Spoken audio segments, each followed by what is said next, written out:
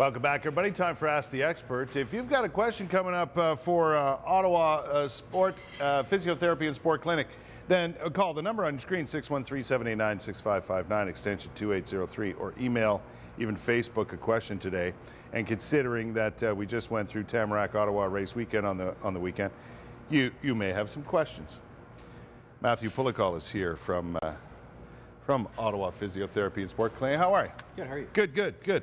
Busy weekend for a lot of runners, there's no question about it.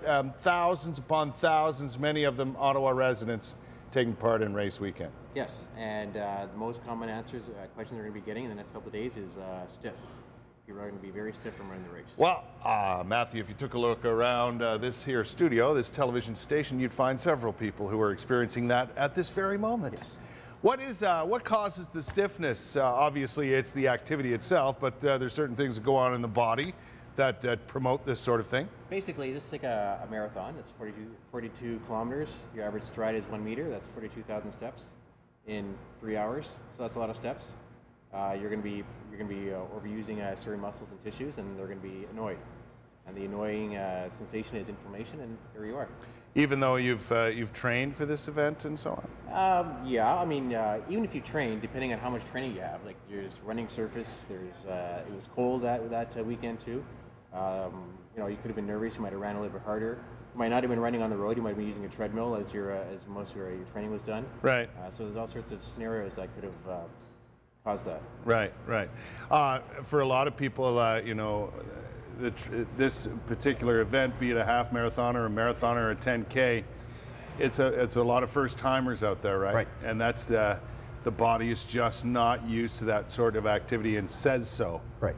During and after the fact, right? Yeah. How long can people expect this sort of discomfort to last? Theoretically, it could be anywhere from 2 to 7 days. If it's really bad, it could last up to 14 days.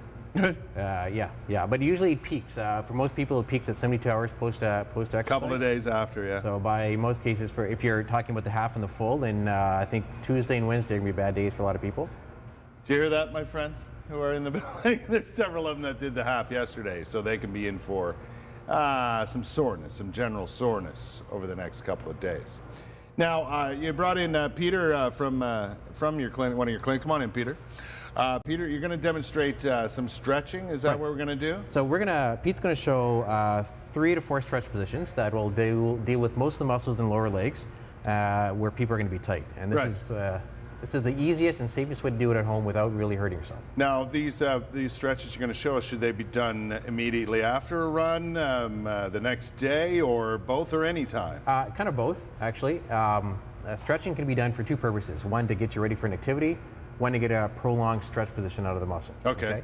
So Pete will show. We'll go with the calves.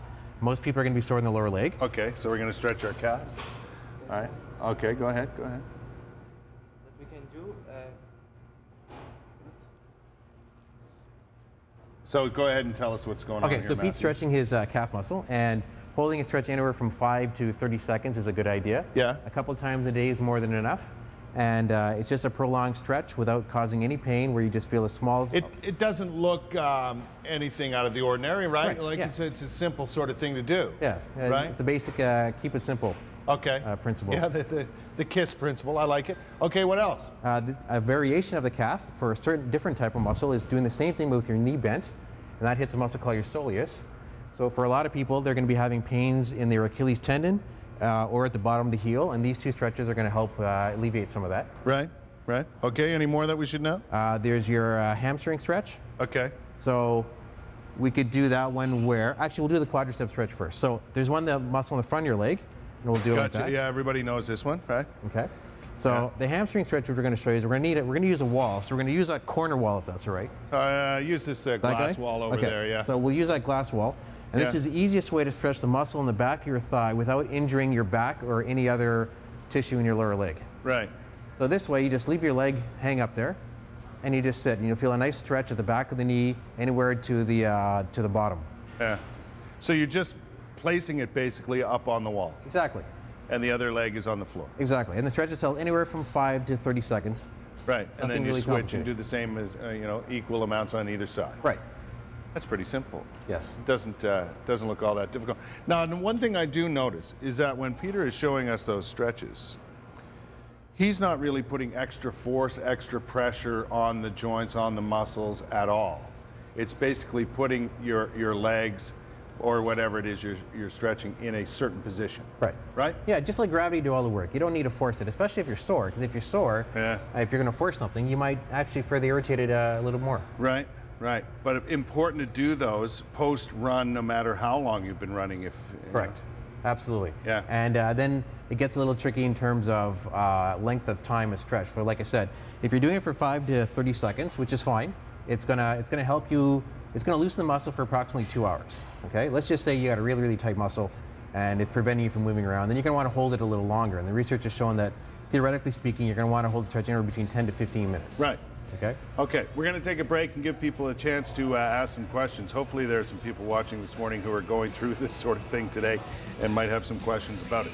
613-789-6559, extension 2803 is our telephone number. Ottawa.morning@ctv.ca is the email address. You can even Facebook us a question. Get them in here, those questions right away, to Ask the Expert with Ottawa Physio and Sport Clinic. We'll be back with more right after this.